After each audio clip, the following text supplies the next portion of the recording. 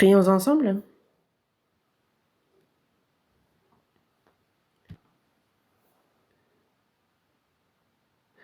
Dis notre Père, toi qui es miséricordieux, c'est par le précieux sang du Seigneur que tu nous as accordé la rédemption, et c'est sans aucun mérite de notre part, gratuitement, que tu as fait de nous tes enfants. Et c'est au milieu de l'amour et de la grâce du Seigneur que tu nous permets de vivre. Merci. À cette heure, sois avec nous par le Saint-Esprit. Donne-nous la parole dont nous avons besoin, et que, à travers ta parole, notre cœur soit renouvelé, que nous puissions vivre davantage pour ta gloire et ton évangile. Agis en nous. Qu'à travers cette parole, aujourd'hui, nous puissions avoir davantage de sagesse pour discerner quelle est ta volonté. Éveille notre cœur. Il y a la retraite de printemps qui a lieu en ce moment au centre de Gwangju.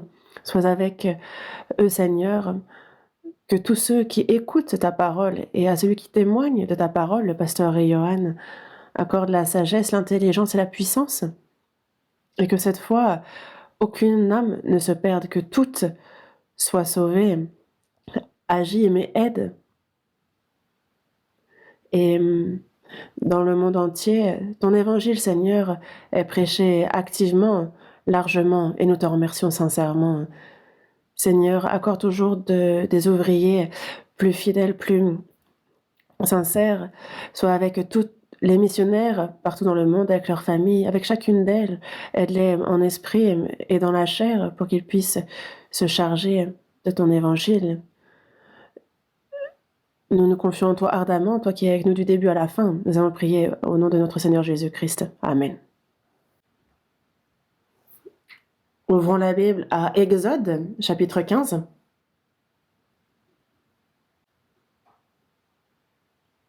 Exode, chapitre 15, verset 22.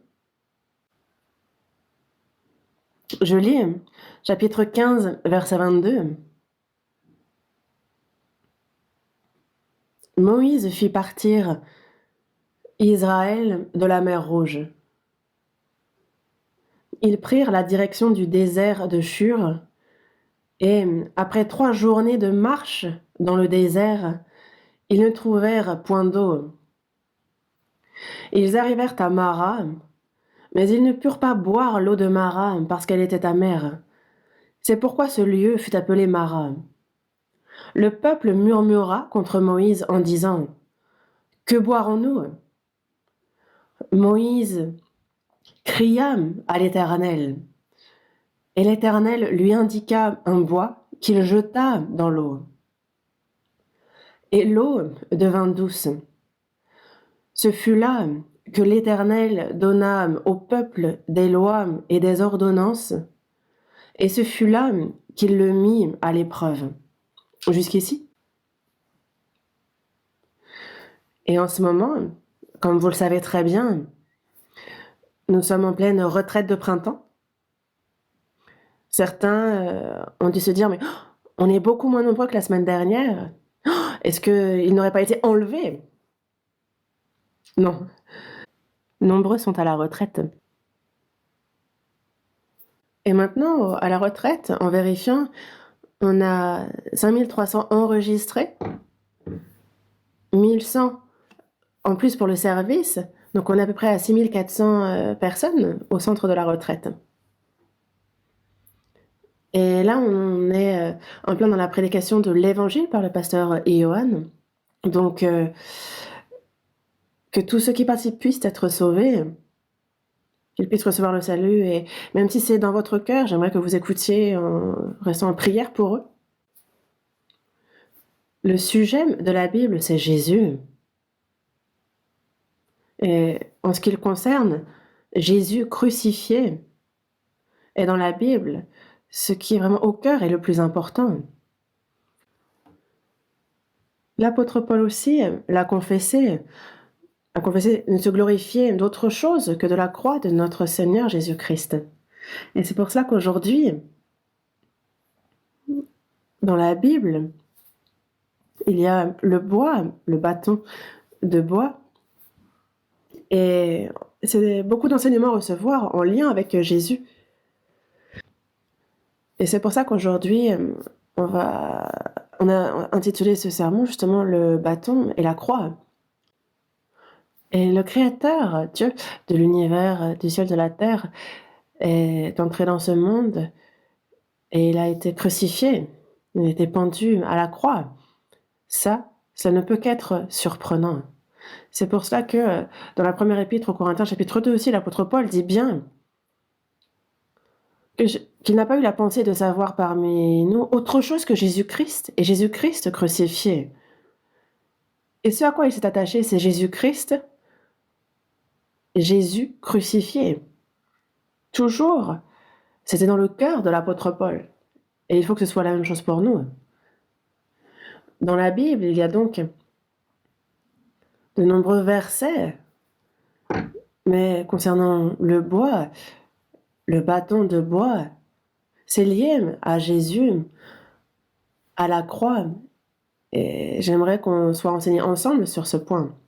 Commençons par ouvrir à Exode chapitre 15, verset 22. Je lis. Moïse fit partir Israël de la mer Rouge. Ils prirent la direction du désert de Shur et, après 3 journées de marche dans le désert, ils ne trouvèrent point d'eau. Donc le peuple d'Israël, guidé par Moïse, quitte l'Égypte. Ils quittent l'Égypte. Imaginez la joie qu'ils ont connue quand ils ont quitté l'Égypte, mais après 3 journées de marche dans le désert, ils ne trouvèrent point d'eau. Dans la vie, on peut dire que l'eau est l'élément le plus important. Ils étaient donc assoiffés. Verset 23. Ils arrivèrent à Mara, mais ils ne purent pas boire l'eau de Mara parce qu'elle était amère. C'est pourquoi ce lieu fut appelé Mara. Et ils ont marché 3 jours dans le désert et ils avaient soif et ils ont de l'eau tout d'un coup. Donc imaginez combien ils étaient ravis de voir de l'eau.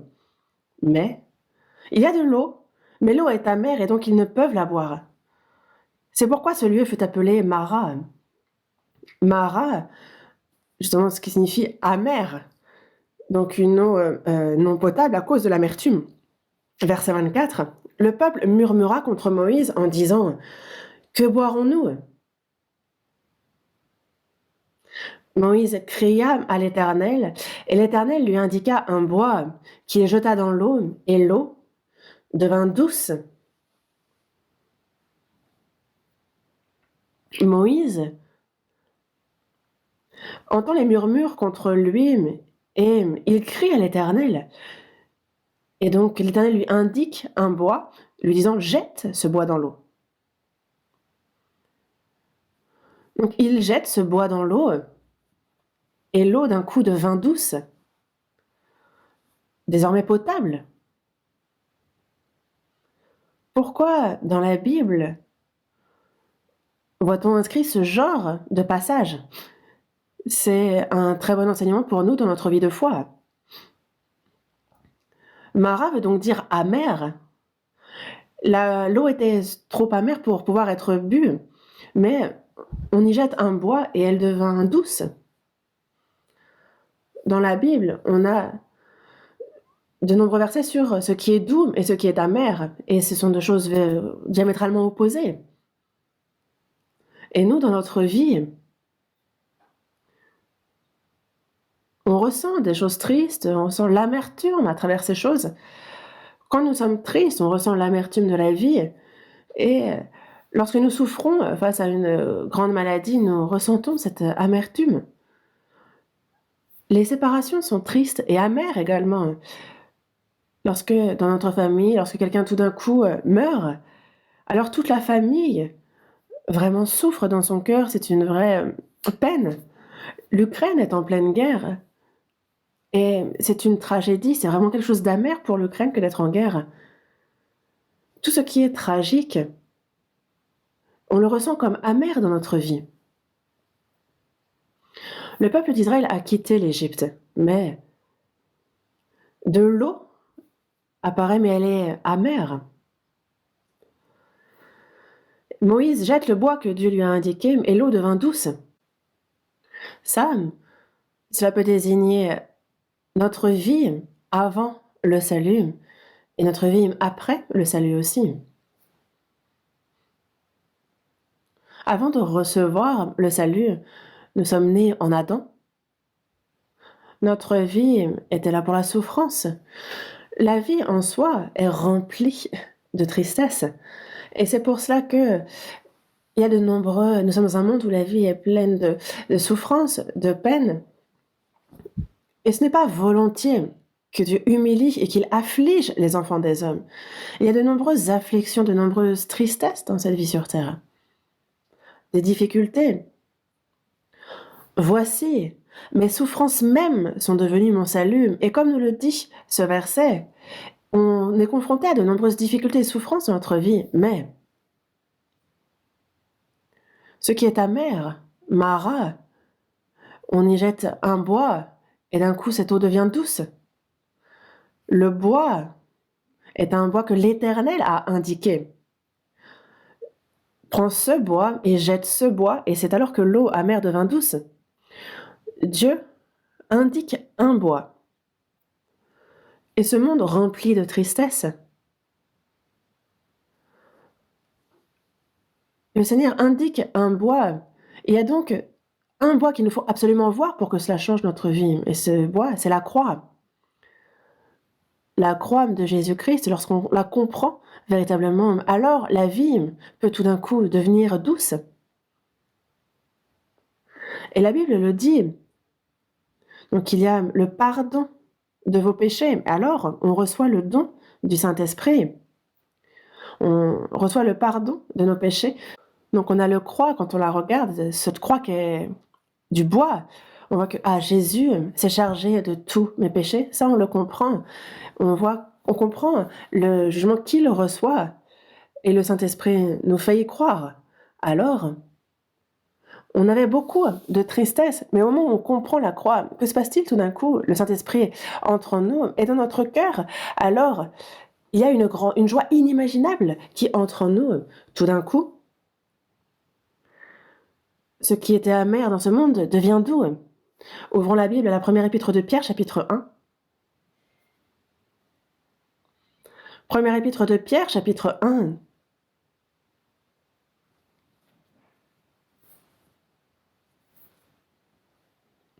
Verset 8.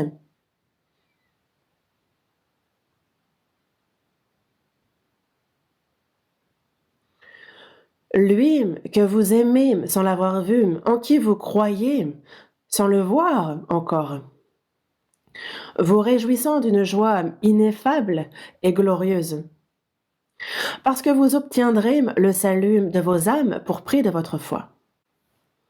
Lui, Jésus, lui que vous aimez sans l'avoir vu. La première épître de Pierre, ceux qui l'ont reçu aussi, Jésus était mort, ressuscité et monté au ciel déjà, donc c'était après. C'est pour ça, lui que vous aimez sans l'avoir vu. Nous aussi, nous ne l'avons pas vu, mais nous l'aimons. En qui vous croyez sans le voir encore, vous réjouissant d'une joie ineffable et glorieuse, parce que vous obtiendrez le salut de vos âmes pour prix de votre foi. Ce monde rempli de choses amères, nous vivions en pensant que cette terre était une torture. Mais comme le bois a été jeté de même, la croix est entrée dans ma vie et tout d'un coup, dans mon cœur, c'est comme une vague qui déferle et c'est la foi qui fait que nous nous réjouissons désormais d'une joie ineffable et glorieuse parce que vous obtiendrez le salut de vos âmes pour prix de votre foi. Il y a un cantique aussi. Et si je chantais bien, je chanterais, mais... Et cette joie dans mon cœur qui déferle comme l'eau déferle, c'est le Seigneur Jésus qui est venu dans mon cœur. Quand le Seigneur est venu dans mon cœur, en fait, il y a la joie qui vient avec. Voyons dans Job, chapitre 33. Job, chapitre 33.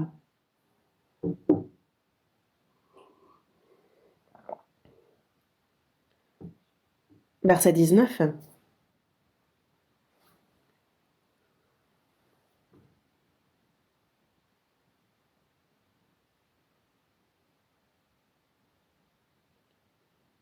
Chapitre 33, verset 19. Par la douleur aussi, l'homme est repris sur sa couche, quand une lutte continue vient agiter ses os. Alors il prend en dégoût le pain, même les aliments les plus exquis. Sa chair se consume et disparaît. Ses os qu'on ne voyait pas sont mis à nu. Son âme s'approche de la fosse et sa vie des messagers de la mort. Ici, comme il nous est dit, certaines personnes, c'est par la douleur qu'ils sont repris sur leur couche et que c'est une lutte continue qui vient agiter leurs os. Que ce soit une grave maladie ou une grande souffrance, en tous les cas, cette personne en est atteinte. Et donc, dans le verset 20, alors il prend en dégoût le pain, même les aliments les plus exquis.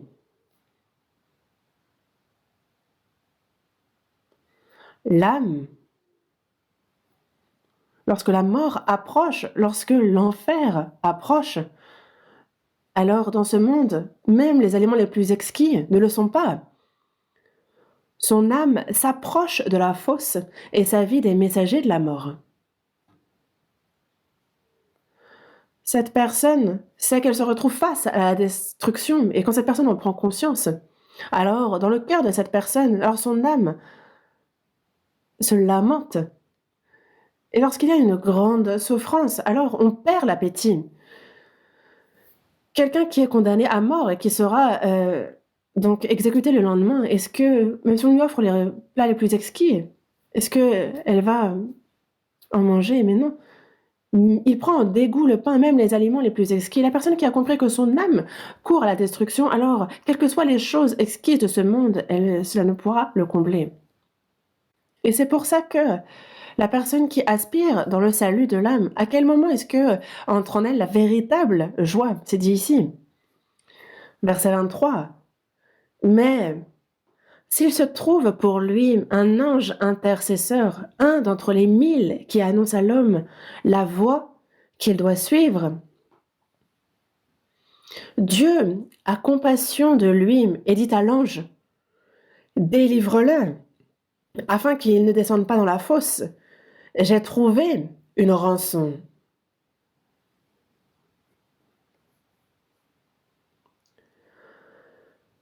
L'âme, lorsque elle sent que la perdition arrive, approche, alors elle perd l'appétit et tout ce qu'elle mange n'a plus de goût. Lorsque l'âme est face à une grande souffrance, alors quels sont les aliments exquis pour l'âme? Ici, on voit que même les aliments les plus exquis le dégoûtent. Mais dans le verset 24, j'ai trouvé une rançon. Dans le Nouveau Testament, cela correspond à quoi? Jésus, sur la croix, a payé le salaire du péché. Et c'est ça, la rançon.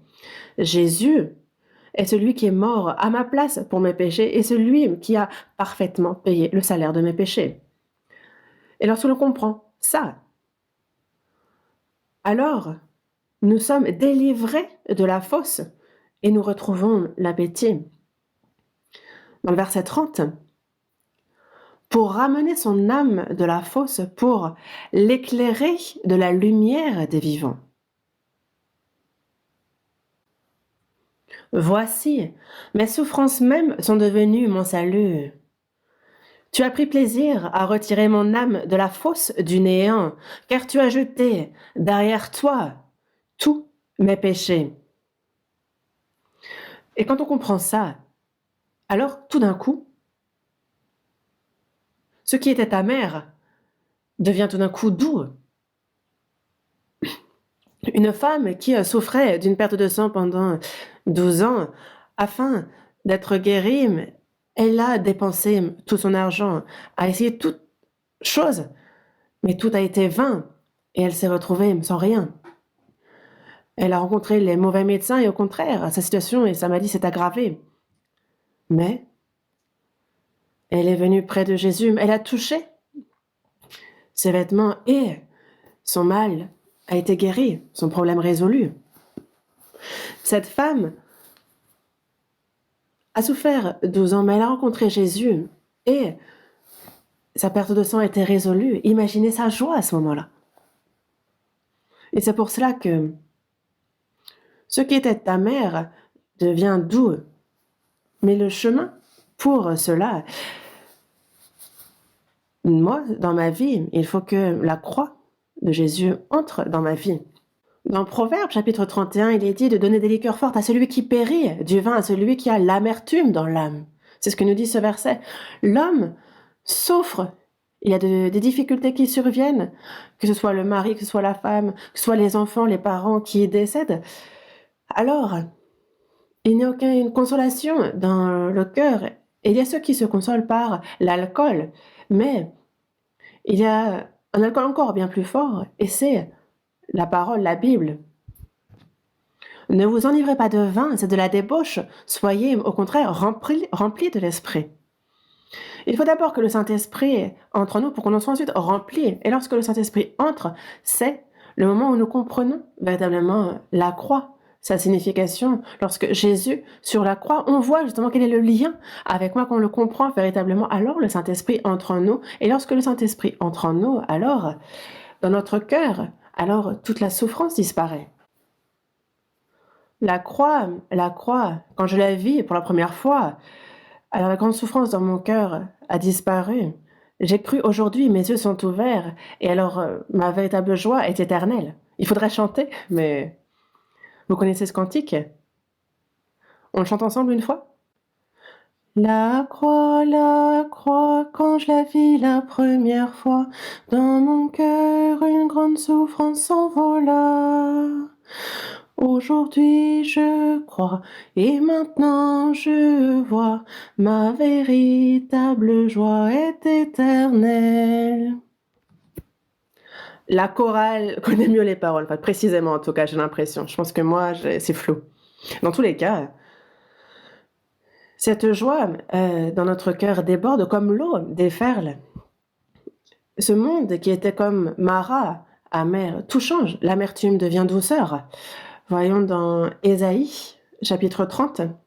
Ésaïe, chapitre 30.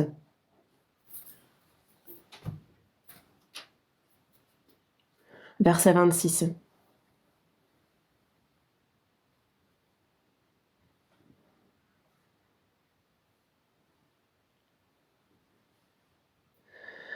La lumière, donc chapitre 30, verset 26, la lumière de la lune sera comme la lumière du soleil, et la lumière du soleil sera 7 fois plus grande, comme la lumière de 7 jours, lorsque l'Éternel bandera la blessure de son peuple, et qu'il guérira la plaie de ses coups.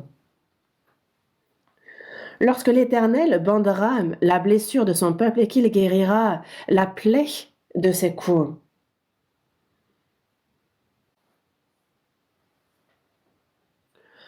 Israël a vécu 430 ans en Égypte, guidés par Moïse, ils ont été libérés. Et imaginez combien ce jour était un jour de joie. Israël a été fait captif à Babylone, ont vécu comme des vers, mais 70 ans après, libérés de la captivité, ce jour-là, imaginez la joie qu'ils ont connue.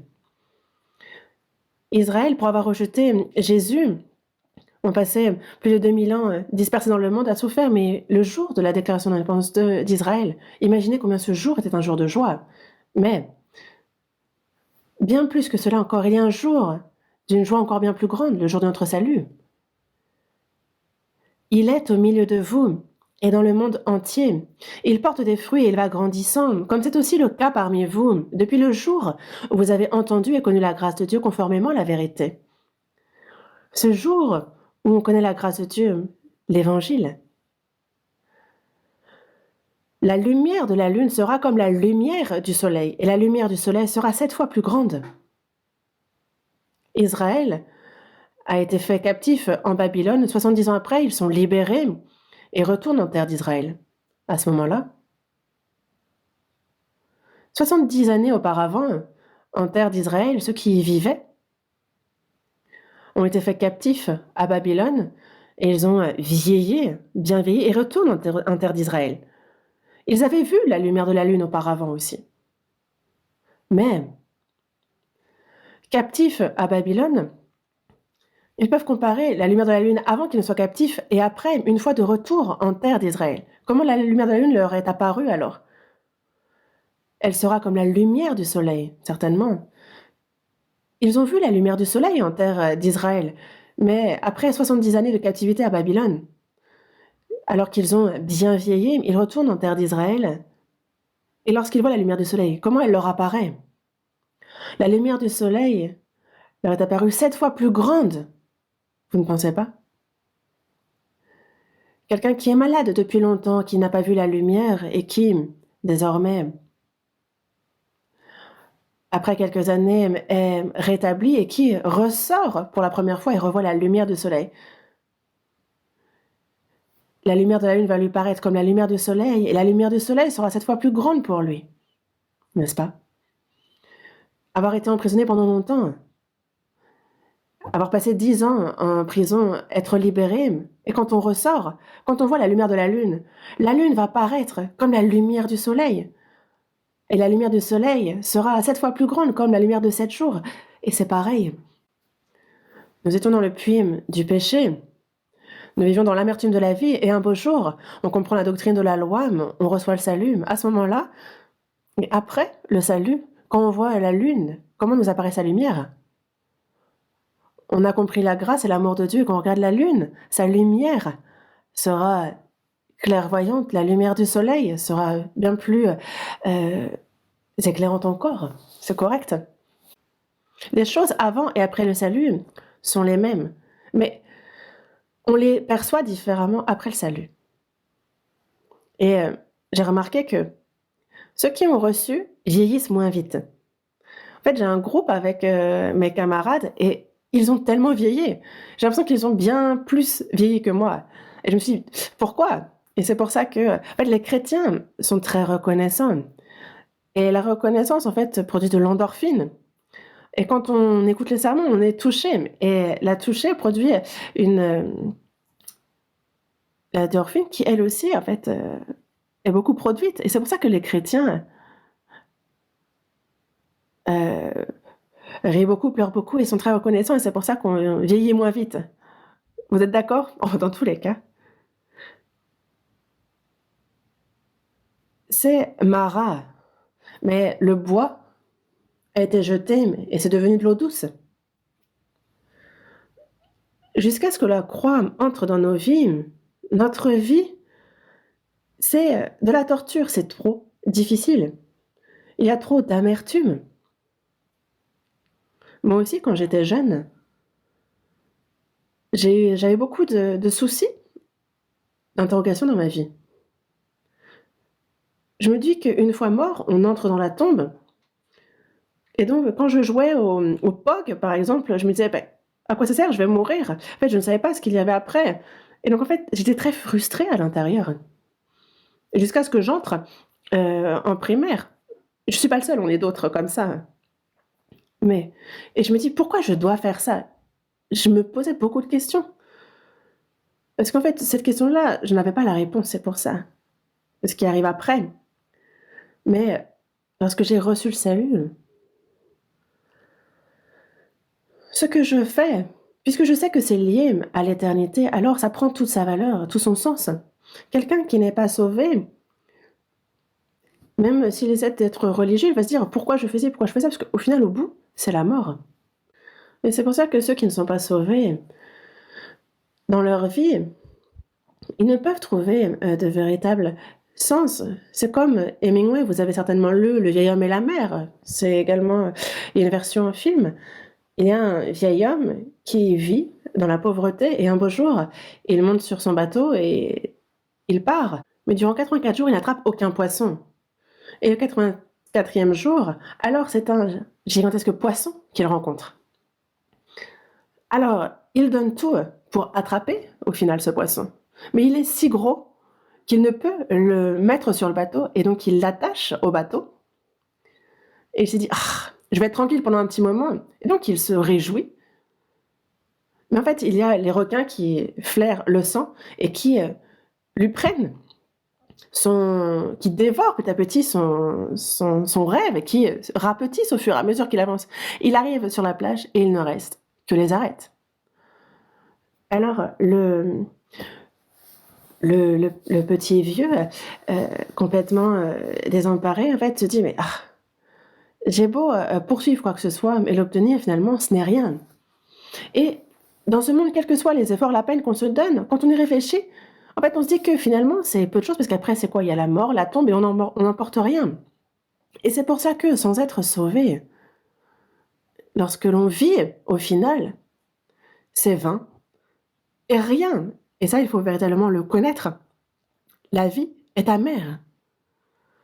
Mais à quel moment est-ce qu'on comprend cela, cette vanité? C'est qu'on comprend la croix et qu'on fait le lien avec le Seigneur, avec la vie éternelle, avec l'éternité. Et quand on comprend qu'il y a ce lien constant entre moi et Dieu et que quoi que je fasse, alors c'est lié à l'éternité. Et donc, on voit que ça porte du fruit, que ce n'est pas vain. Une personne sauvée, après le salut, vit dans le Seigneur. Et tout ce qu'elle fait est lié à l'éternité, à l'âme. Et ce n'est pas seulement la vie à l'église. Notre quotidien est lié à notre éternité. Et c'est pour cela que dans Josué chapitre 24, Josué dit, moi et ma maison, nous servirons l'Éternel. Il dit, nous servirons l'Éternel. Mais dans la Genèse chapitre 2, en fait, c'est exactement ce qui est dit aussi. Servir Dieu est lié à notre quotidien. Une personne sauvée, qu'elle cultive la terre, ça aussi, c'est servir l'Éternel. Que la mère de famille nourrit sa famille, ça aussi, c'est justement servir l'Éternel, c'est la vie de foi. Que l'étudiant étudie, ça aussi, c'est servir l'Éternel. Notre quotidien est lié à l'éternité et le sert. La vie au sein de la famille, au travail, personnel, tout est lié au Seigneur, est lié à l'éternité. Et c'est pour cela que il faut absolument recevoir le salut pour ressentir justement une vie qui porte des fruits au quotidien et véritablement avoir un sens à la vie. Mara, ce qui est amer, a été touché par le bois et c'est devenu doux. Et c'est pour cela que il faut absolument recevoir le salut. Pourquoi? Pour qu'il y ait véritablement la joie. Romains chapitre 5.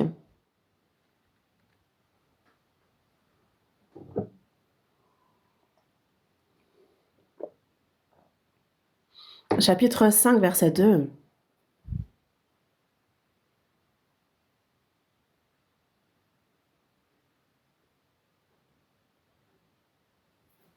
Chapitre 5, verset 2.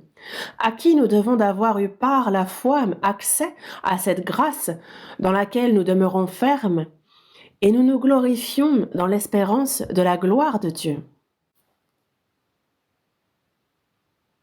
Dans Romains chapitre 5, c'est à 3 reprises qu'il est écrit « nous nous glorifions », aussi traduit par « réjouissons ». Nous, c'est par la foi que nous sommes entrés dans la grâce et nous tenons sur cette grâce.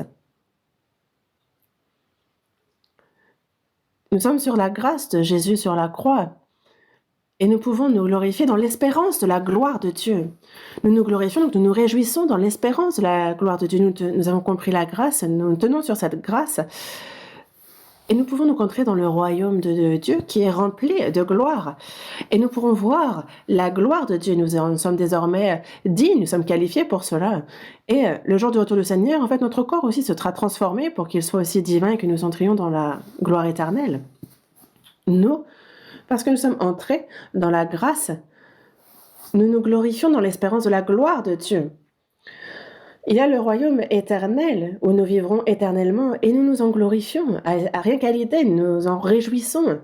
Et aussi, actuellement, nous vivions en Adam, nous sommes entrés en Jésus et nous vivons notre foi en Jésus. Et c'est aussi un sujet pour nous de nous glorifier, de nous réjouir.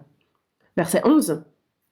Et non seulement cela, mais encore nous nous glorifions en Dieu par notre Seigneur Jésus-Christ, par qui maintenant nous avons obtenu la réconciliation.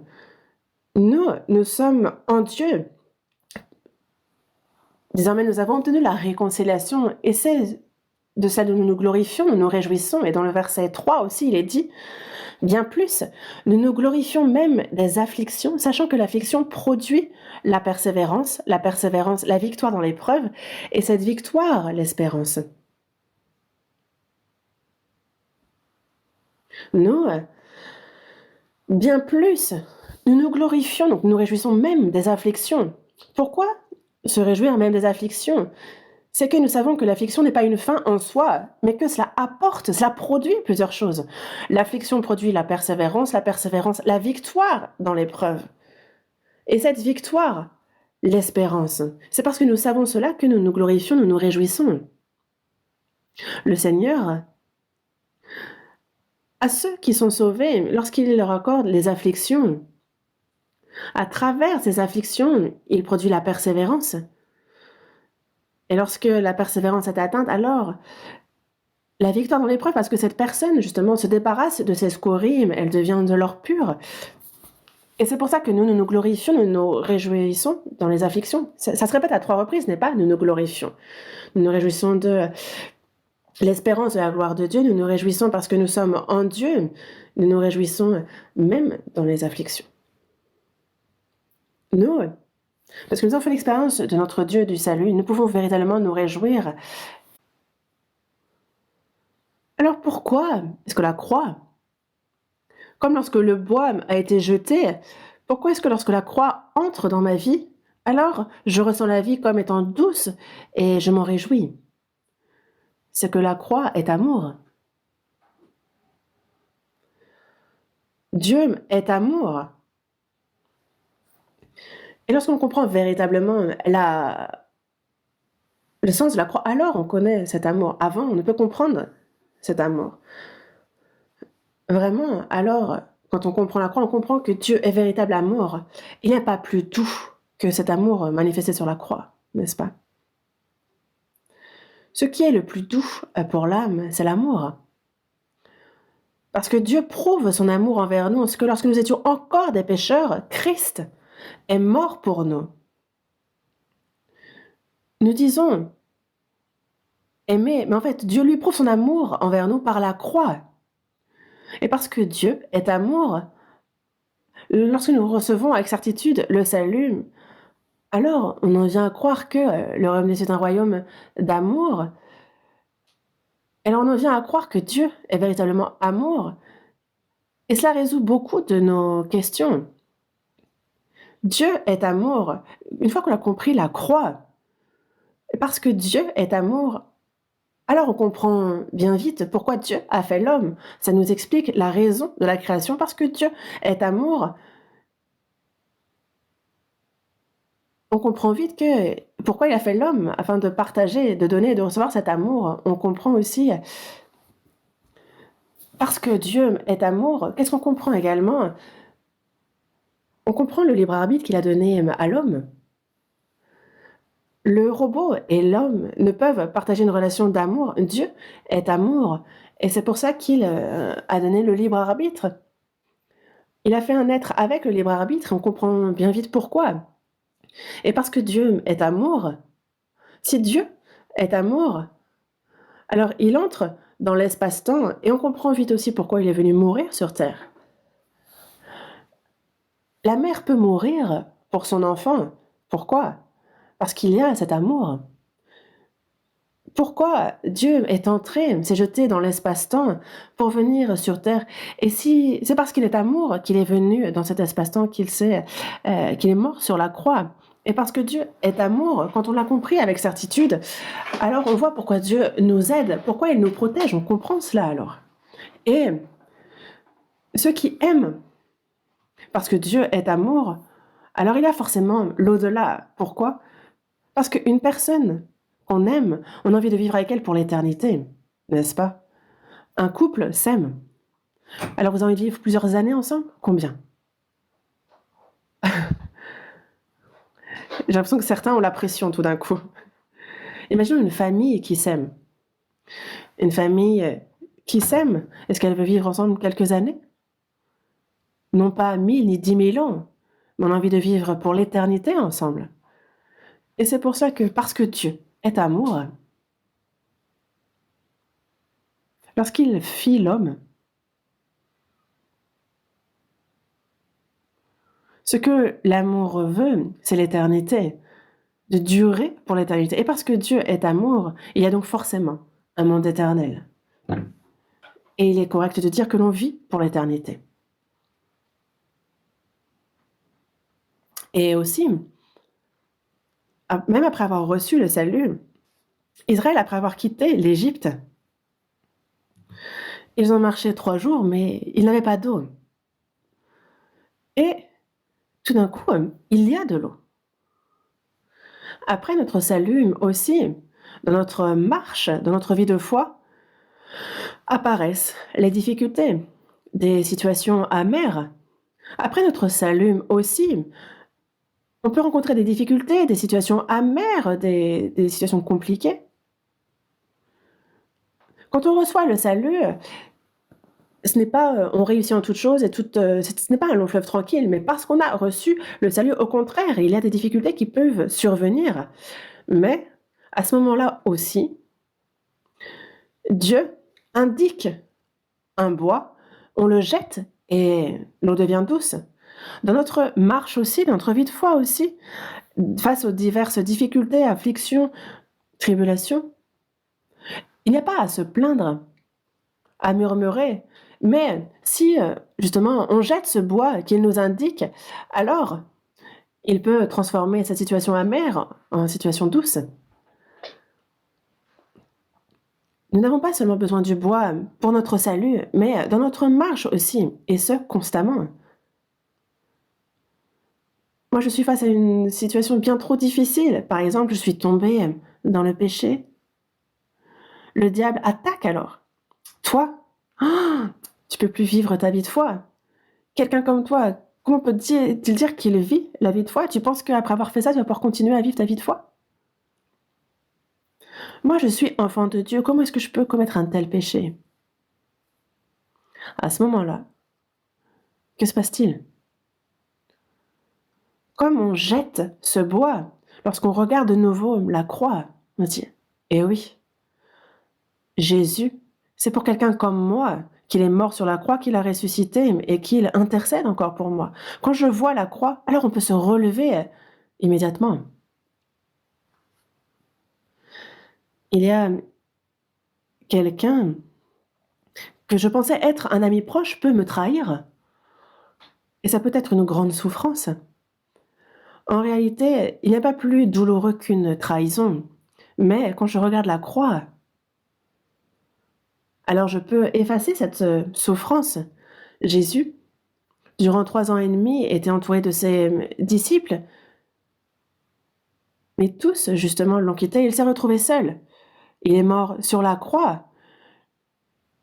Et c'est pareil, lorsque je suis dans la souffrance, dans la maladie, je regarde la croix et cela me console. Quelle que soit la situation, le Seigneur a souffert bien plus que moi. On ne regarde pas la croix seulement lorsqu'on reçoit le salut, mais après notre salut aussi, il nous faut la regarder constamment. Lorsqu'une situation reste incompréhensible, lorsque je regarde la croix, alors les problèmes trouvent solution. Aux Pays-Bas, Corrie ten Boom,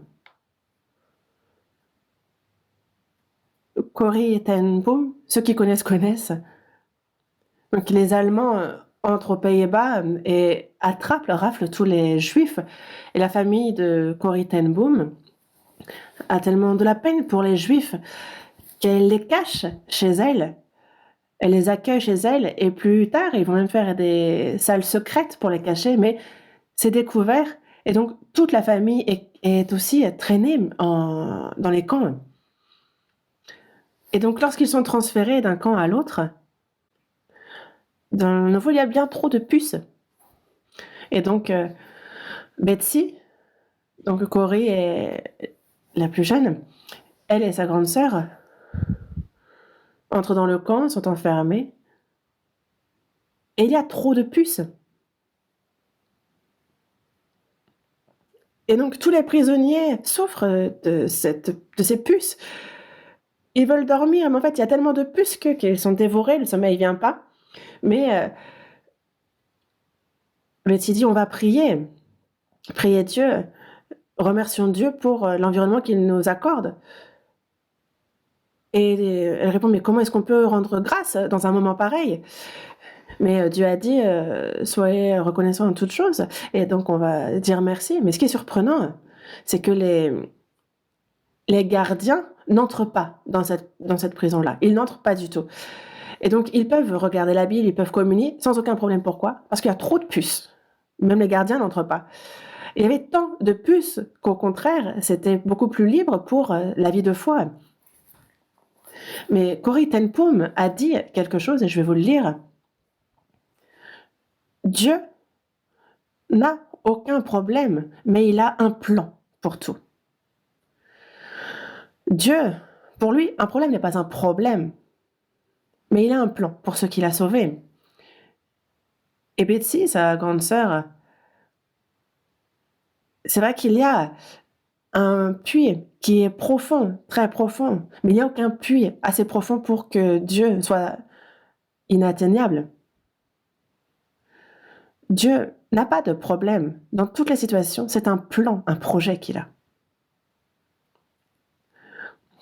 Après mon salut, dans ma vie, tout ce qui se passe, j'ai l'impression que ce sont des problèmes, mais Dieu, lui, a un dessein.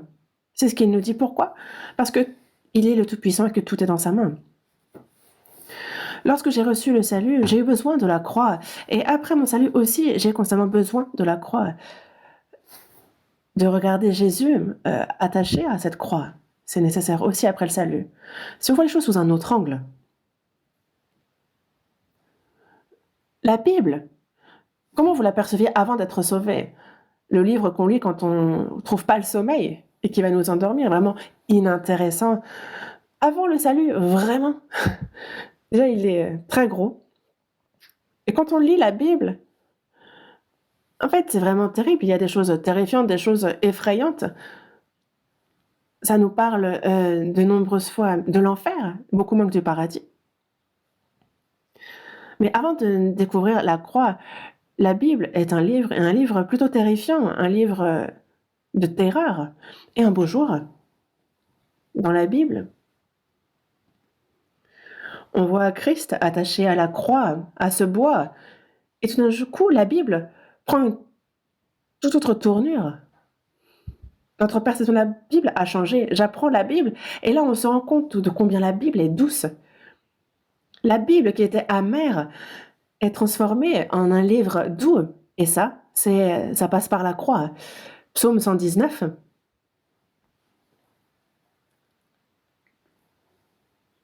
Psaume 119, verset 103.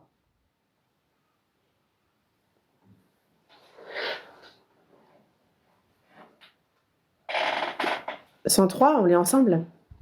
Que tes paroles sont douces à mon palais, plus que le miel à ma bouche. Que tes paroles sont douces à mon palais, plus que le miel à ma bouche. Moi, c'est le 25 septembre 1983 à 16h.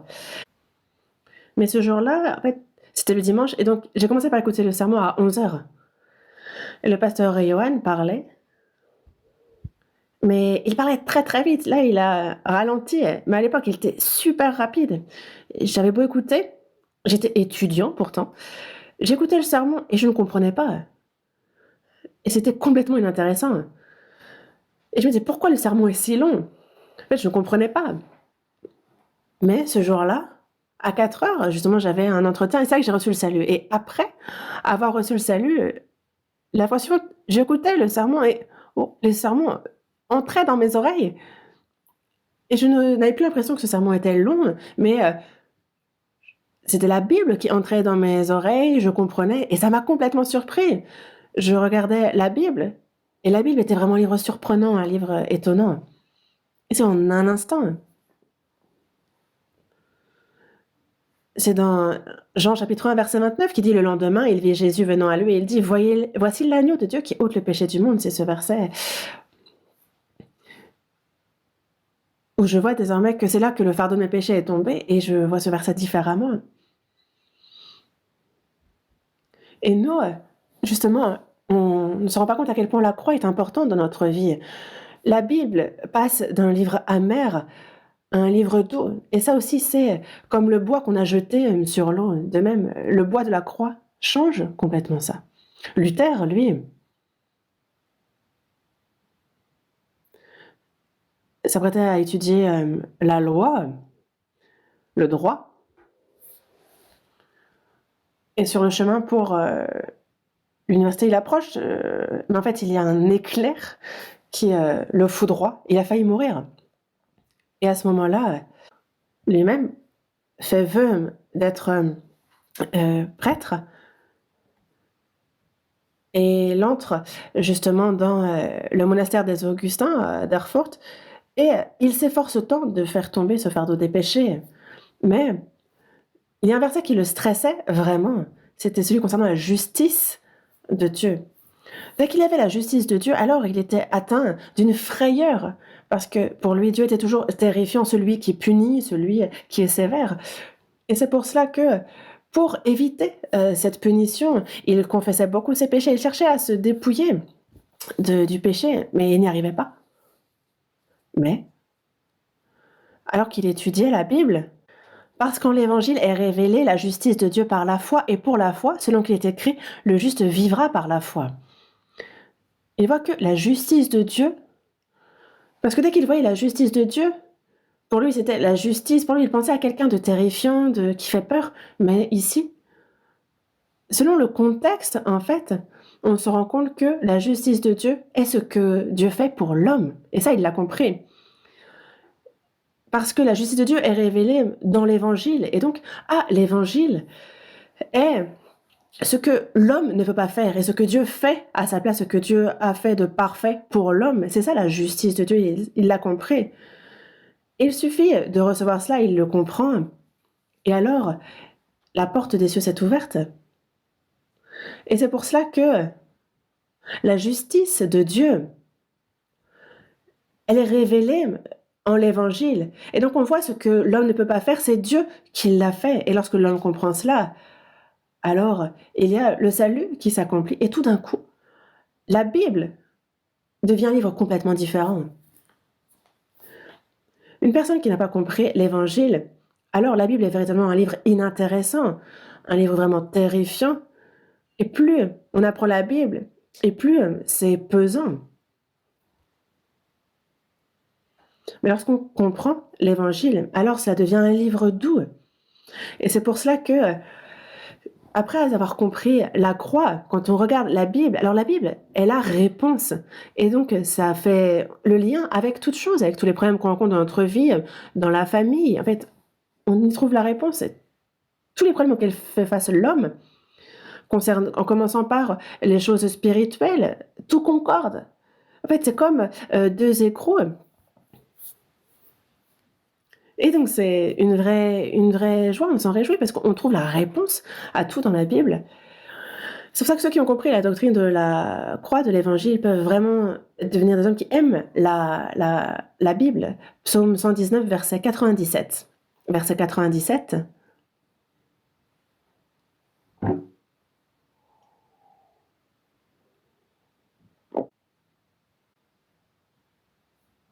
Combien j'aime ta loi, elle est tout le jour l'objet de ma méditation. Tes commandements me rendent plus sage que mes ennemis, car je les ai toujours avec moi. Je suis plus instruit que tous mes maîtres, car tes préceptes sont l'objet de ma méditation. J'ai plus d'intelligence que les vieillards, car j'observe tes ordonnances. Et donc on peut savoir et être d'accord avec cela quand on est sauvé. La Bible est la réponse, et c'est pour cela que qui que ce soit, en fait, personne ne peut vaincre quelqu'un qui s'appuie sur la Bible. Imaginez quelqu'un qui est 6000 ans. Et que cette personne se souvienne de tout. Et que cette personne écrive un livre. Alors il faut absolument acheter ce livre. Et le lire en détail. Mais alors Dieu, lui qui existe de l'éternité à l'éternité, lui qui connaît toutes choses, lui qui peut tout, Il a donné un livre aux hommes. Et dans cette Bible, si c'est vrai et avéré que cette parole est la parole de Dieu qu'il donne aux hommes, alors il faut véritablement la dépioter de A à Z, tout en étudier. C'est un trésor parmi les trésors. C'est pour cela que on investit notre temps dans la Bible et lorsqu'on croit. Alors ce qui est surprenant, c'est que les obstacles que l'on peut rencontrer dans la vie, on ne les considère plus comme des obstacles. Psaume 119, verset 165, on lit ensemble, verset 165. Il y a beaucoup de paix pour ceux qui aiment ta loi, et il ne leur arrive aucun malheur. Il y a beaucoup de paix pour ceux qui aiment ta loi.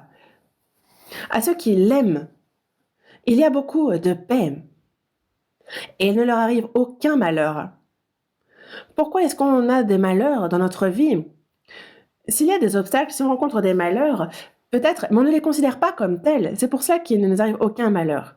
Parce qu'on croit que certes, il y a des malheurs, mais on a aussi la force de les surmonter et il les résoudra. Et le problème est qu'à notre époque, il y a beaucoup trop de choses à voir et les gens ne regardent plus la Bible, alors que c'est la parole de Dieu et qu'ils le disent ainsi. Mais ils n'investissent ni leur temps ni leur vie dans la Bible et donc la foi se dissipe et on pourrait pourtant, avec courage, avec assurance, vivre bien. Mais parce que la personne n'est pas proche de la Bible, alors c'est sa vie qui se dissipe. C'est pour ça qu'avant tout, lorsque la croix entre dans la vie, alors la Bible devient un livre doux. Et jusqu'à ce que la croix entre dans notre vie, lorsqu'on n'est pas sauvé, en fait, la vie à l'église, c'est vraiment très difficile. Sans être sauvé, d'être au milieu et en contact avec les sauvés, de soi-disant vivre sa vie de foi dans la communion, est-ce que ça c'est amer ou est-ce que c'est doux?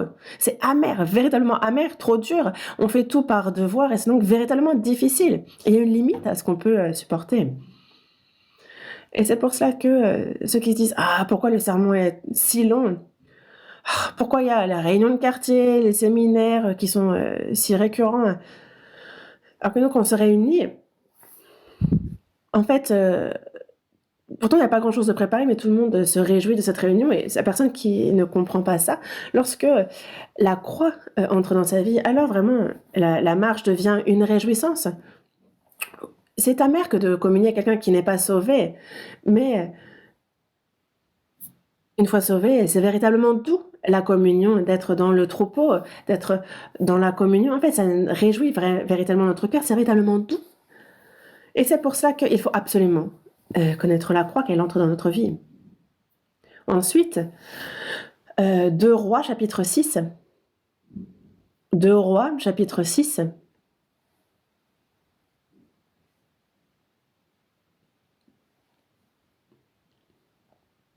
Chapitre 6, verset 1.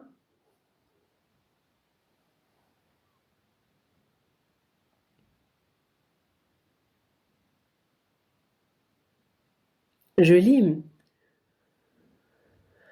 Les fils des prophètes dirent à Élisée, voici, le lieu où nous sommes assis devant toi est trop étroit pour nous. Allons jusqu'au Jourdain, nous prendrons là chacun une poutre et nous nous y ferons un lieu d'habitation. Élisée répondit, allez. Et l'un d'eux dit, consens à venir avec tes serviteurs. Il répondit, j'irai. Il partit donc avec eux. Arrivés au Jourdain, ils coupèrent du bois. Et comme l'un d'eux abattait une poutre, le fer tomba dans l'eau. Il s'écria, ah, mon Seigneur, il était emprunté. L'homme de Dieu dit, où est-il tombé? Et il lui montra la place. Alors Élisée coupa un morceau de bois, le jeta à la même place et fit surnager le fer. Puis il dit, enlève-le. Et il avança la main et le prit. Ici aussi, il y a Élisée Et donc les hommes sont plus nombreux et ils cherchent donc à faire une plus grande habitation et c'est pour ça que pour construire, on a besoin de bois. Ils sont armés d'une hache, mais alors qu'ils abattent une poutre, en fait, il y a le fer de la hache qui tombe dans l'eau. Et ils crient: «Ah, mon Seigneur, il était emprunté!» À l'époque, en fait, une hache était chère et donc elle l'avait emprunté. «Ah, où est-il tombé?» Il lui dit, donc il lui montre la place et Élisée coupe un morceau de bois, le jette à la même place et il fait surnager le fer. Et donc ils peuvent récupérer le fer, remontent la hache, continuent à couper, le bois et peuvent, bâtir cette habitation. C'est un enseignement important pour nous aussi. Élie a accompli de grandes choses et ensuite c'est vivant qu'il est monté dans les cieux. Ensuite, c'est Élisée qui apparaît. Élie est l'ombre de Jésus. Élie, c'est vivant qu'il est monté aux cieux. De la même manière, Jésus est mort, il a ressuscité et est monté aux cieux. Élie monte aux cieux et ensuite apparaît Élisée. De la même manière, Jésus ressuscite, monte dans les cieux et ensuite le Saint-Esprit est venu dans ce monde. Désormais, Élisée est l'ombre du Saint-Esprit. Élisée voit les saints qui veulent construire une habitation et c'est justement comme cette église, le Saint-Esprit invisible construit son église et en fait ils ont besoin de bois, de haches pour construire cette habitation, mais nous c'est les hommes qui sont cette habitation et ce qui est important pour nous c'est la hache ici. Donc ils utilisent la hache pour fendre le bois, mais alors qu'ils abattent une poutre, il y a le fer qui tombe dans l'eau. Et donc ils ne peuvent plus abattre le bois. Et c'est pour ça que, en fait, on a Élisée qui jette du bois à la place où il est tombé et il fait surnager le fer et ils peuvent reprendre la construction. Il y a un enseignement important à recevoir ici. Ils abattaient bien le bois avec la hache, mais un bon moment, ils en sont venus à ne plus pouvoir abattre le bois, à ne plus pouvoir construire. De la même manière, à un moment, l'homme vivait avec force, avec puissance, et à partir d'un moment, lui-même a perdu la puissance, l'Église perd sa puissance aussi, ça peut arriver. Un peu comme le fer qui tombe à l'eau, c'est un peu comme perdre sa force aussi. Après le salut, il y a ceux qui sont pleins de vigueur, qui prêchent l'évangile avec zèle et qui, à partir d'un moment, eux-mêmes, on va voir l'œuvre du Saint-Esprit s'éteindre en eux, l'évangile ne plus être prêché à travers eux. Et alors on se demande, mais pour quelle raison? C'est comme quelqu'un qui aurait une hache mais qui n'a plus de fer. Un peu comme ce fer qui serait tombé à l'eau. Il arrive que cette puissance, on la perde. Mais le bois a été jeté et alors le fer a surnagé. C'est pareil pour notre foi, dans notre vie de foi, dans la marche. Quelqu'un vit sa vie de foi avec force et tout d'un coup, elle perd sa force, elle mène une vie impuissante. Et quelle est la raison fondamentale à cela? Quelle peut être la raison? C'est que la hache a vu son fer tomber à l'eau. De même, les chrétiens, s'ils se tournent vers le monde, alors ils perdent leur puissance. Mais on jette le bois, le fer surnage et on peut alors l'enlever et reprendre le travail. Dans notre vie de foi aussi, lorsqu'on se rattache à la croix, lorsque la croix est au cœur de nouveau de notre vie, alors notre vie de foi reprend vie, mais nous pouvons vivre avec force. L'évangile, quand on s'y attache, quand on s'attache à la croix, alors nous pouvons retrouver notre force. Ce n'est pas la morale qui permet ça. En Écosse, il y a Thomas Chalmers, théologien et pasteur. Avant de recevoir le salut, il faisait beaucoup de sermons sur la morale. Énormément. Et parce que les fidèles faisaient des choses qui ne lui plaisaient pas, il prêchait sur la morale. Mais ça n'a changé absolument personne. Il s'est dit, c'est bizarre, pourquoi? Pourquoi? Plus tard, il s'est rendu compte qu'il y avait un problème dans sa prédication. Plus tard, il comprend l'évangile de la croix. Et donc, la croix entre dans sa vie. Et alors, c'est l'évangile de la croix qu'il commence à prêcher à cet évangile activement. Et alors, puisque lui-même comprend cet évangile, alors il voit, il le prêche et ses seins changent. Plus tard, il a écrit un livre disant que comment est-ce que l'homme change? L'homme, parce que c'est depuis Adam qu'il est corrompu, il a ce cœur qui veut vivre dans le monde et on n'a aucune force pour pouvoir chasser cela. Mais s'il n'y a pas un plus grand amour que l'amour pour le monde, alors ça ne peut pas changer. Il faut l'amour de la croix, il faut ce nouvel amour qui entre pour que justement le vieil homme soit chassé. Il y a un jeune enfant qui est justement grondé par ses parents et il s'adresse à Dieu, il dit « Ah, aujourd'hui encore, ma mère m'a grondé. Merci de me transformer, de me changer afin que je ne sois plus grondé par ma maman. » Et après, il dit ah, mais Seigneur, ne me change pas trop non plus, juste suffisamment pour que je ne sois plus grondé par ma maman. En fait, même les enfants ne veulent pas être complètement transformés. Ils ne veulent pas changer fondamentalement. Mais lorsqu'il y a l'amour de la croix qui est véritablement compris, lorsque la croix entre dans la vie, alors la personne change. Après avoir reçu le salut aussi, lorsque l'on retourne à la croix, alors on retrouve la force. Et c'est pour ça que nous, sauvés, jusqu'à présent, la raison pour laquelle nous avons bien pu vivre notre foi, c'est qu'il y a l'évangile dont on parle constamment. Et le message fondamental, donc cet évangile, est au cœur de notre prédication. Et c'est pour ça que l'Église est en vie, que l'évangile est prêché et qu'il y a la force dans l'Église.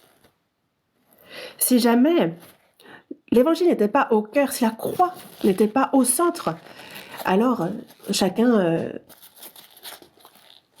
serait chaque personne, chaque individu qui irait de son côté.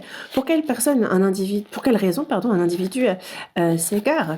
Pourquoi on perd notre puissance? C'est parce qu'on s'éloigne de la croix et c'est pour ça que la foi, elle aussi, se dissipe. Première épître aux Corinthiens, chapitre 1, verset 18.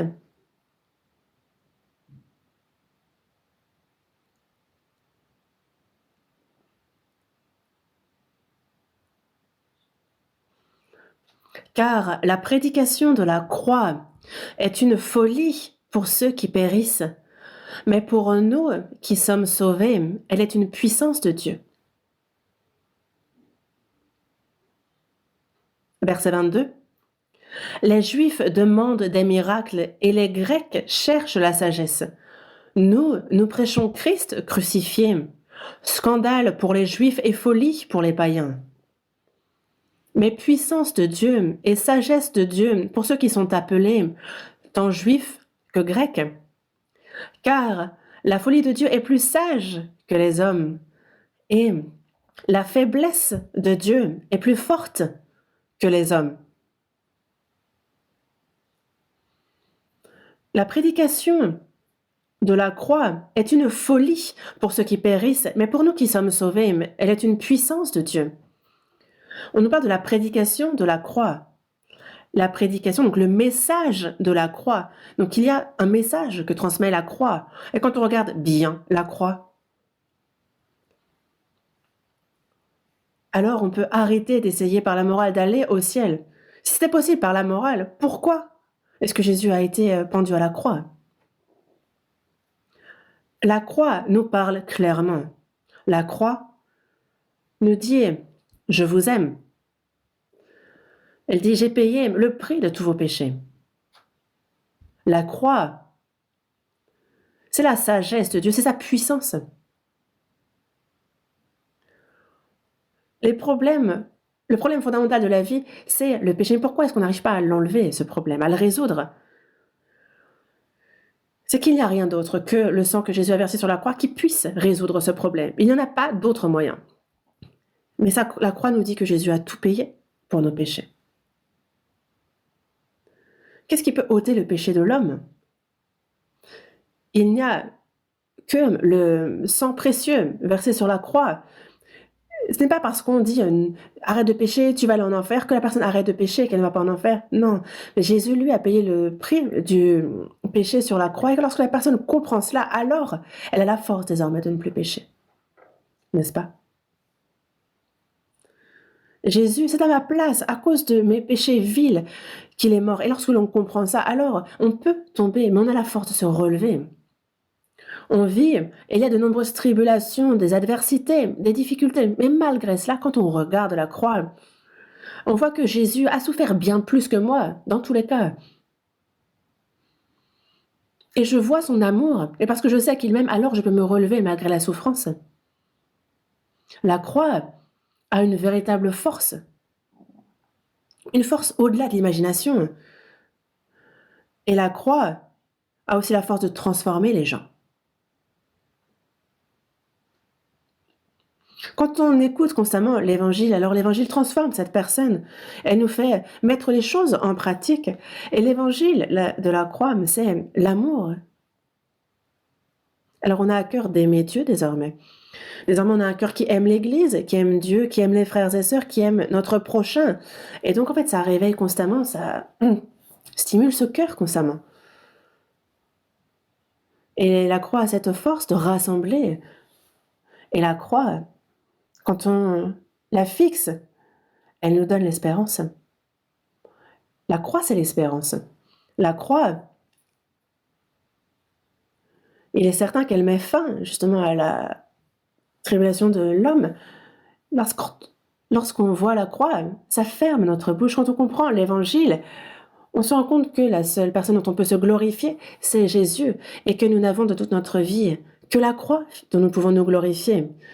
Dans la première épître aux Corinthiens, toujours au chapitre 1, le verset 30. Or, c'est par lui que vous êtes en Jésus-Christ, lequel, de par Dieu, a été fait pour nous sagesse, justice et sanctification et rédemption, afin, comme il est écrit, que celui qui se glorifie dans le Seigneur. Nous n'avons pas de sagesse, mais le Seigneur est devenu notre sagesse, et c'est par sa justice que je suis devenu juste. Je n'étais pas saint, mais il m'a sanctifié, et c'est à cause et grâce à Jésus que j'ai reçu la rédemption, et que mon corps aussi connaîtra la rédemption, et que je peux désormais me glorifier dans le Seigneur. De quoi se glorifier? Se glorifier dans le Seigneur, on se glorifie du Seigneur. La croix humilie les hommes. Certaines personnes étaient très orgueilleuses, et dès qu'ils comprennent la croix, alors ils deviennent de vrais agneaux très humbles. Et la croix rend heureux les hommes. Les personnes orgueilleuses ne peuvent être heureuses. Mais une fois que la prédication de la croix est comprise, alors cette personne devient véritablement humble. Une fois sauvée, la croix rend la personne heureuse. Je vais vous lire un texte. C'est Abd al-Rahman 3. Dans le temps, en fait, il y a l'empire de Saracène, il était empereur, et c'est durant 49 ans qu'il a régné sur le monde. Mais il a vécu de 1891 à 962. Il avait la marine, il avait l'armée, il avait un empire puissant. Mais c'est 6321 belles femmes qu'il a prises dans son empire et qu'il a pris pour épouse. Il a donc engendré 618 enfants. Donc c'était un empereur sage, il a profité de beaucoup de choses. Mais on a retrouvé justement un mot qu'il a laissé Et il a dit, durant 49 ans, j'ai régné, j'ai profité des honneurs, de la richesse, du pouvoir, des plaisirs, et j'ai attendu qu'on m'appelle. Les jours de parfait bonheur, je les ai comptés sur mes doigts, et malheureusement, ils n'étaient qu'au nombre de 14. 14. Nous qui sommes sauvés, est-ce que c'est 14 jours ou depuis notre salut que constamment nous sommes dans la joie? Il nous faut recevoir le salut pour véritablement ressentir le vrai bonheur. Et la croix, c'est surprenant, mais elle a vraiment une puissance. Elle rend les hommes courageux. Elle a cette force-là. Luther a fait l'expérience certaine du salut, et après il a écrit des livres, et donc il a été poursuivi par Rome, et il y a Charles V, ça ne faisait pas longtemps qu'il était au pouvoir, et alors que tous le regardent, il demande à ce qu'on lui accorde un jour. Luther, durant un jour, prie Dieu, et le lendemain, il se retrouve devant la même convocation, et il dit, moi, à moins que, à la lumière de la parole, il y ait quelque chose qui soit à l'encontre de la Bible, je ne retirerai rien de ce que j'ai écrit. Devant Dieu, et aller à l'encontre de la conscience n'est pas bon. Moi, je ne peux faire cela à Dieu, donc il demande à Dieu de l'aider. Et toute l'assemblée a été surprise. Tout d'un coup, Luther est devenu très célèbre. Lui est devenu quelqu'un de très courageux. Il aurait pu être brûlé sur le bûcher. Mais pourquoi est-il devenu courageux ainsi? Parce qu'il a compris l'Évangile. En Écosse, John Knox, qui a lancé la réforme religieuse, avait tellement peur de Marie la sanguinaire, la reine. Mais sur son épitaphe, il est écrit « Ici, J, celui qui de son vivant n'a jamais craint la face d'un homme ou aucune chair. » Si on comprend l'Évangile, alors l'homme devient courageux. L'Évangile transforme la personne ainsi. Et même dans la situation difficile, en fait, on peut tenir le coup. Je vais vous lire un autre texte.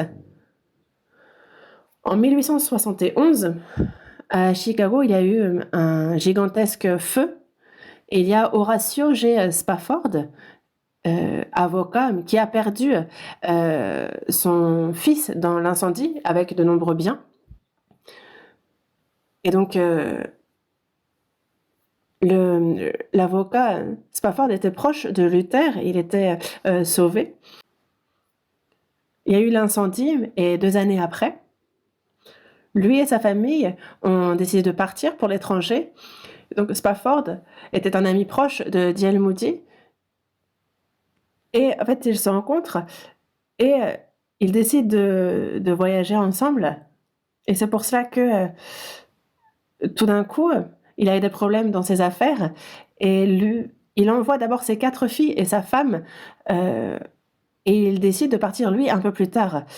Donc sa femme et ses 4 filles partent en premier, mais à peine parti de New Portland, le bateau va être entré en collision avec un navire anglais. En 20 minutes, le bateau fait naufrage. On a 47 survivants, 226 morts, 47 survivent. 226 meurent, dont les 4 filles de l'avocat. Sa femme arrive en Angleterre, on annonce cette information. Spafford apprend la nouvelle, sa femme seule a survécu. Et pour la consoler de sa tristesse, il se rend en bateau en Angleterre, et là où a eu lieu l'accident, c'est là qu'il prend son crayon et écrit le cantique qu'on connaît bien, « Quel repos céleste ». On a ce cantique, c'est là qu'il l'écrit en anglais. Ça veut dire que je suis quand même dans le repos, en paix. Je suis en paix parce que tout cela, Dieu l'a voulu. Mon fils est mort dans l'incendie, mes 4 filles sont mortes dans la collision dans le bateau, mais il a l'espérance de les retrouver dans le ciel. Et c'est pour ça que momentanément, là, c'est triste, mais il est en paix tout de même. Il y a de la tristesse. Mais pour ceux qui ont compris l'évangile, là, il y a la force de surmonter cette tristesse. La croix rend courageux les hommes et a la force de leur faire surmonter les difficultés. C'est là la force de la prédication de la croix. Et elle nous fait nous sacrifier parfois, elle nous fait quitter notre patrie, aller en mission à l'étranger, loin. Dans l'histoire, on le voit, le nombre de missionnaires, même dans notre Église, nombreux sont ceux qui sont partis à l'étranger pour la mission. Pourquoi est-ce qu'on quitte sa patrie pour aller loin dans des endroits difficiles? Pourquoi est-ce qu'on y consacre notre vie? Pour quelle raison? C'est parce qu'il y a la prédication de la croix et que cette croix a cette puissance. Elle a une force toute particulière.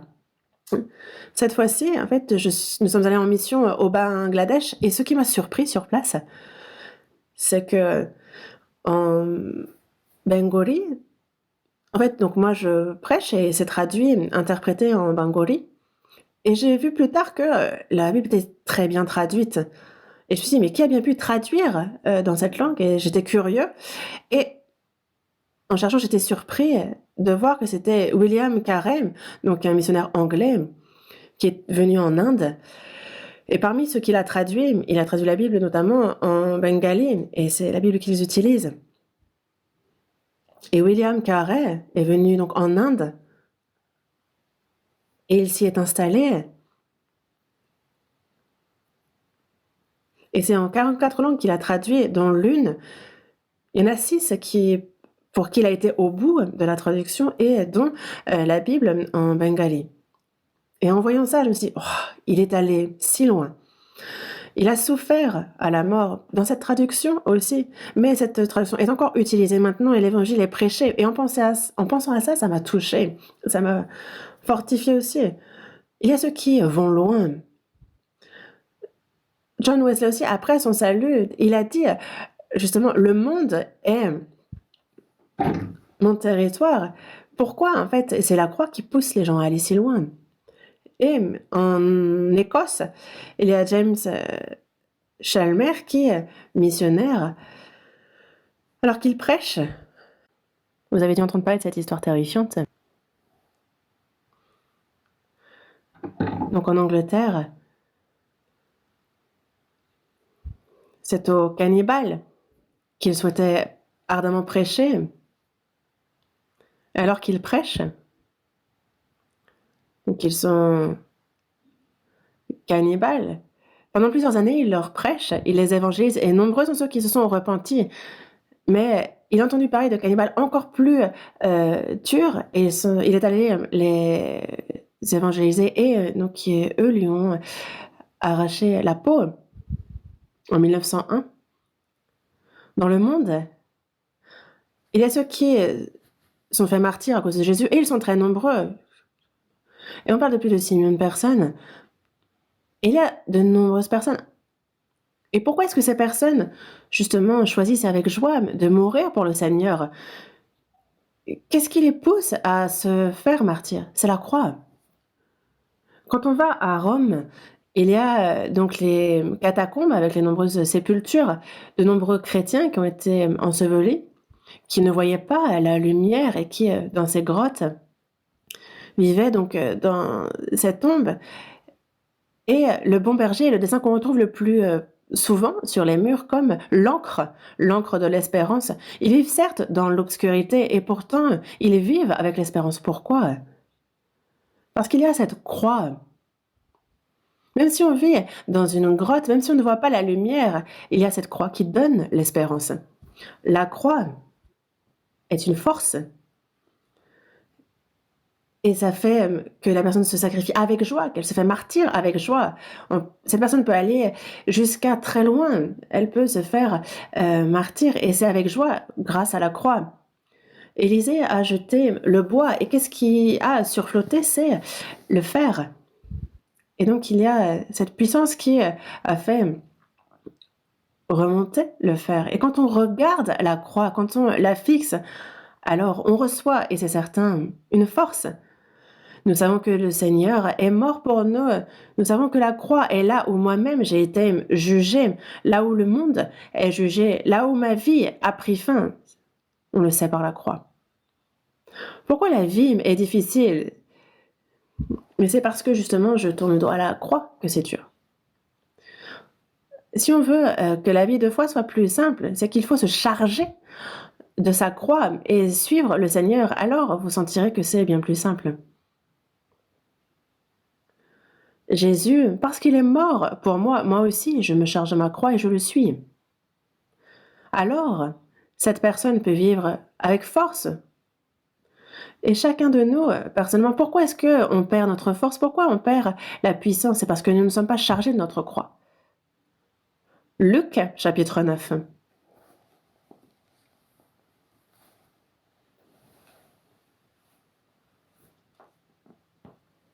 Luc, chapitre 9, verset 23.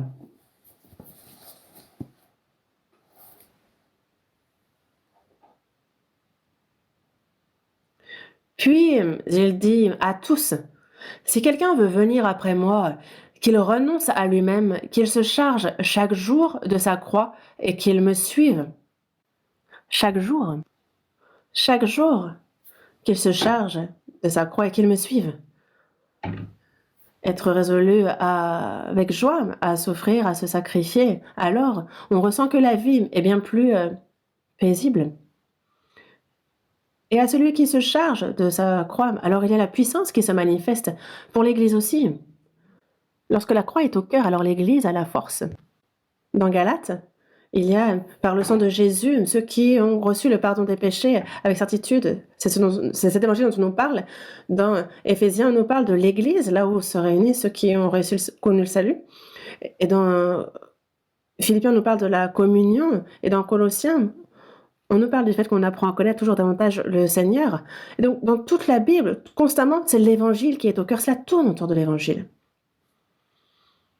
Il faut qu'individuellement aussi, on tourne autour de l'Évangile. L'Église aussi, la croix aussi, tout tourne autour. Et lorsqu'on s'attache fermement à la croix, alors on a la force. Ne vous éloignez pas de la croix, mais soyez proches d'elle. Juge, chapitre 3.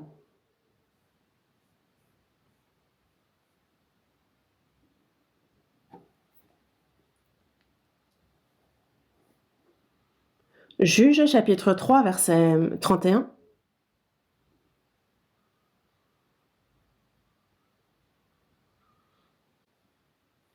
Après lui, il y eut Shamgar, fils d'Anath. Il bâtit 600 hommes des Philistins avec un aiguillon à bœuf. Et lui aussi fut un libérateur d'Israël. Ici, on a Shamgar, fils d'Anath. Il bâtit 600 hommes des Philistins avec un aiguillon à bœuf. Donc, un aiguillon à bœuf, c'est quelque chose de banal, ce n'est pas grand-chose. Mais c'est avec donc un aiguillon à bœuf et non pas une épée qu'il a battu 600 hommes. Et ça peut nous enseigner, nous. Donc, on a les ennemis, les Philistins, et il les a vaincus avec un aiguillon à bœuf. Et nous aussi qui sommes sauvés, nous avons de nombreux ennemis, adversaires. Et avec quoi vaincre nos adversaires? Et nous avons aussi cet adversaire en nous qui est terrifiant, cette chair. On a ces convoitises de la chair qui ne font que remonter. Comment les vaincre? Avec un aiguillon à bœuf, il a vaincu. Et nous aussi, nous vaincons en nous appuyant sur la foi. Je m'expose chaque jour à la mort. On a les différentes épreuves, on a les tentations qui surviennent. Mais comment les vaincre? En nous appuyant sur la croix, nous pouvons vaincre et triompher. Exode, chapitre 7. Exode, chapitre 7.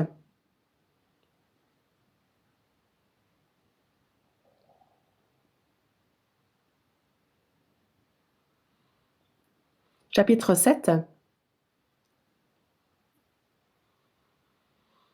verset 9. Si Pharaon vous parle et vous dit « Faites un miracle », tu diras à Aaron «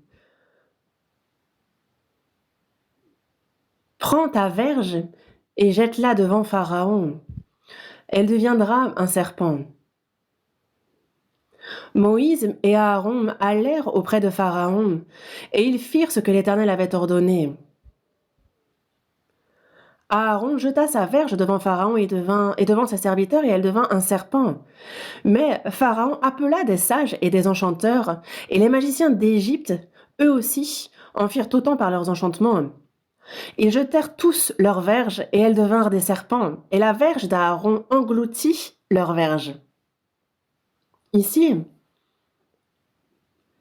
il y a la verge d'Aaron qui s'est transformée en serpent, et les enchanteurs aussi voient leurs verges se transformer et devenir des serpents. Ici, le serpent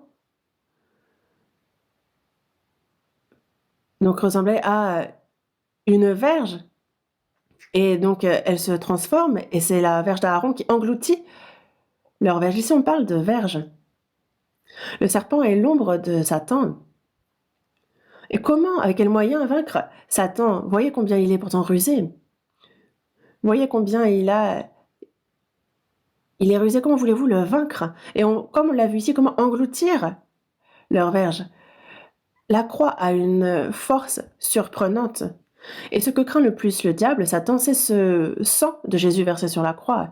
Dans Apocalypse, chapitre 12, il est bien dit que c'est à cause du sang de l'agneau et à cause de la parole de leur témoignage qu'ils ont vaincu. Donc le sang de l'agneau et la parole de leur témoignage.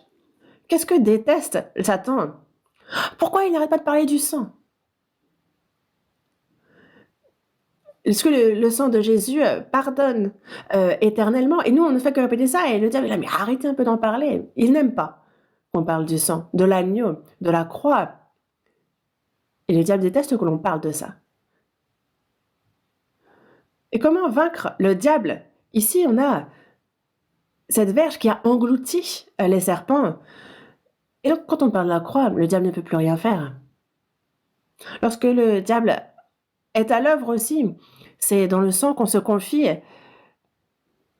Et cette croix est là où Jésus est mort, mais aussi là où nous sommes morts. Et c'est par cette croix que nous pouvons vaincre. Nous allons voir un autre passage, Nombre, chapitre 17.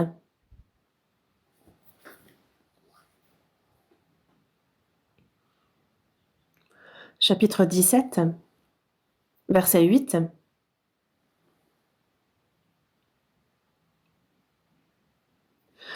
Versets 8 et 9. Le lendemain, lorsque Moïse entra dans la tente du témoignage, voici, la verge d'Aaron pour la maison de Lévi avait fleuri, elle avait poussé des boutons, produit des fleurs et mûri des amandes. Moïse ôta de devant l'Éternel toutes les verges et les porta à tous les enfants d'Israël, afin qu'ils les vissent et qu'ils prissent chacun leur verge. Ici, il y a les 12 tribus, avec chacune leur représentant qui emmenait leur verge, mais seule la verge d'Aaron a fleuri. Et donc une verge qui semblait morte, elle a poussé des boutons, produit des fleurs et mûri des amandes. Une verge qui semblait morte a reçu la vie, fleuri, porté des fruits. De quoi on parle ici? Et le Seigneur est le prémisse, et il a fleuri en premier, c'est le premier fruit. Mais cette verge, qui était comme morte, elle pousse des boutons, produit des fleurs, mûrit des amandes. De quoi on parle ici? Le bois mort est revenu à la vie. Ça désigne la résurrection de Jésus. Nous, dans notre vie, que devons-nous regarder?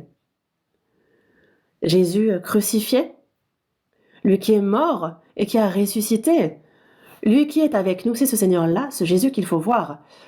Dans Ésaïe, on nous voit souvent, on nous dit voici, regarde, Jésus est mort, il est ressuscité, il est parmi nous, il est ensemble dans son troupeau. Et c'est lui qu'il faut que nous regardions. Jésus va revenir et ça aussi, il faut que nous le voyions. Nous maintenant, il est avec nous et nous devons voir ce Seigneur qui est avec nous maintenant encore. Quand est-ce qu'on le reçoit de la force? Comment on peut être consolé? La consolation vient d'en haut. Si on regarde en haut, on voit le Dieu vivant. Jésus qui est mort sur la croix, lui qui a ressuscité, ce Seigneur revient, ça c'est certain. Et c'est pour cela que le Seigneur a ressuscité, il est avec nous et il revient. Mais ceux qui se confient en l'Éternel renouvellent leur force.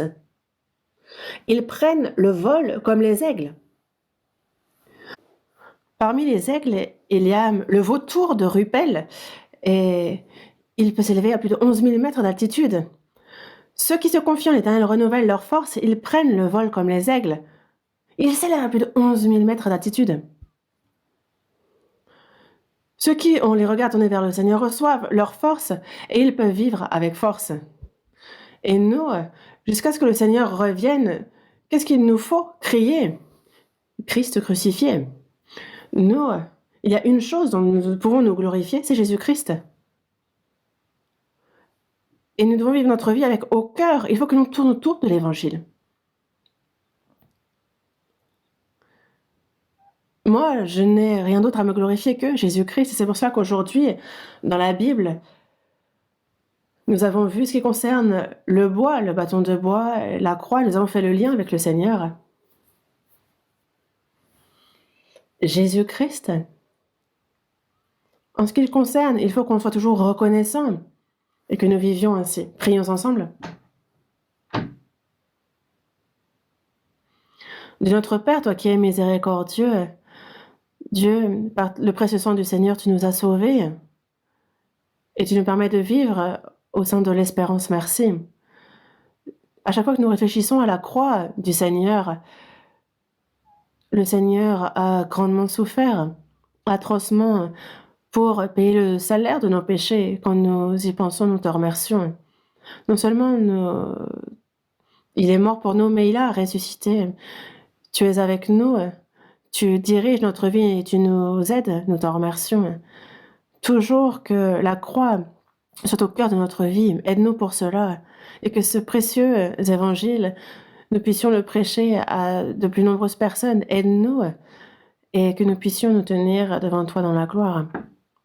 Il y a la retraite qui a lieu, aide-nous, nous avons prié au nom de notre Seigneur Jésus-Christ. Amen.